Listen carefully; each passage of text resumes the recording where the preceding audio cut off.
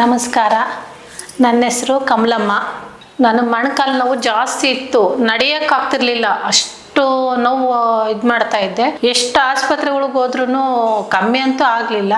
ಮಾತ್ರೆ, ಇಂಜೆಕ್ಷನ್ನು ಎಲ್ಲ ಮಾಡಿಸ್ಕೊಂಡ್ವಿ, ಆದರೂ ಕಮ್ಮಿ ಆಗಲಿಲ್ಲ. MRI ಮಾಡಿಸ್ಕೊಂಡು, ಸ್ಕ್ಯಾನಿಂಗ್ ಮಾಡಿಸ್ಕೊಂಡು, ಆಮೇಲೆ ಡಾಕ್ಟ್ರಿಗೆಲ್ಲ ತೋರಿಸಿದ್ವಿ. ಡಾಕ್ಟ್ರ್ ಏನಂದ್ರು, ಇಲ್ಲಮ್ಮ ಮೂಳೆ ಇದಾಗಿದೆ, ಸೌದಾಗಿದೆ, ಅದು ಆಪರೇಷನ್ ಮಾಡಿಸ್ಬೇಕು ಅಂತ ಅಂದ್ರು. ಹಿಂಗೆ ಸೌಖ್ಯ ಆಸ್ಪತ್ರೆ ಅಂತಂದೇಳಿ ಟಿವಿಗೆ ನೋಡಿದ್ವಿ.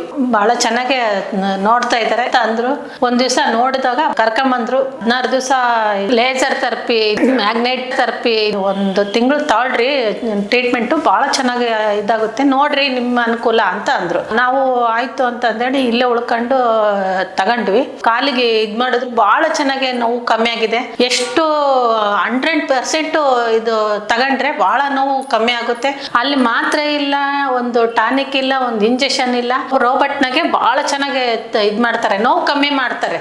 ಭಾಳ ನಮಗೂ ನೋವು ಕಮ್ಮಿ ಆಗಿದೆ. ನಾನು ಭಾಳ ನಡಿಲಾರ್ದಷ್ಟು ಸಮಸ್ಯೆ ಇಂದ ಓದಾಡ್ತಿದ್ದೆ. ಭಾಳ ಚೆನ್ನಾಗಿ ನನಗೆ ರಿಕವರಿ ಆಗೈತೆ, ಕಾಲು ನೋವು ಕಮ್ಮಿ ಆಗಿದೆ.